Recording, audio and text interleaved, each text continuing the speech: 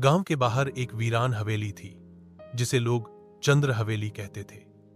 कहते हैं 100 साल पहले वहां रानी चंद्रप्रभा अपने परिवार के साथ रहती थी। एक रात पूरे परिवार की रहस्यमयी मौत हो गई। तब से वह हवेली सुनसान पड़ी थी और रात को वहां लाल रोशनी और किसी औरत की चीखें सुनाई देती थीं। गांव वालों ने हवेली के पास जाना बंद कर दिया, पर एक दिन शहर से आए 3 दोस्त आरव, सिया और कबीर ने वहां जाने की ठानी। कैमरा और टॉर्च लेकर वे रात को 12 बजे हवेली में दाखिल हुए। जैसे ही उन्होंने हवेली का दरवाजा खोला, एक ठंडी हवा का झोंका आया। अंदर घुप्प अंधेरा था, पर दीवारों पर अजीब निशान बने थे, जैसे किसी ने खून से कुछ लिखा हो। अचानक एक खिड़की अपने आप बंद हो गई।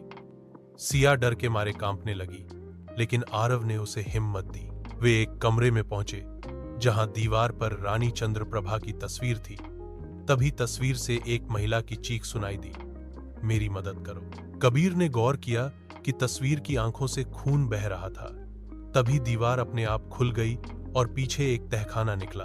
वे नीचे उतरे तो वहां रानी की आत्मा कैद थी। वह बोली, मेरे दरबारियों ने मुझे धोखा देकर जिंदा दीवार में चुनवा दिया। मेरी आत्मा तभी मुक्त होगी जब सच्चाई सबको पता चले। तीनों दोस्तों ने कैमरे में सब रिकॉर्ड किया और अगली सुबह गांव वालों को सच्चाई बताई। उस दिन के बाद हवेली से चीखें आनी बंद हो गई। पर कहते हैं, आज भी जो तस्वीर को ध्यान से देखे उसे रानी की आंखों में दर्द दिखाई देता है।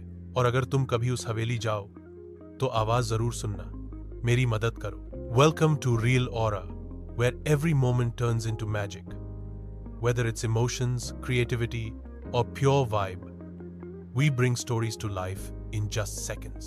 Follow us for daily doses of inspiration, entertainment, and viral energy. Let's create something unforgettable together.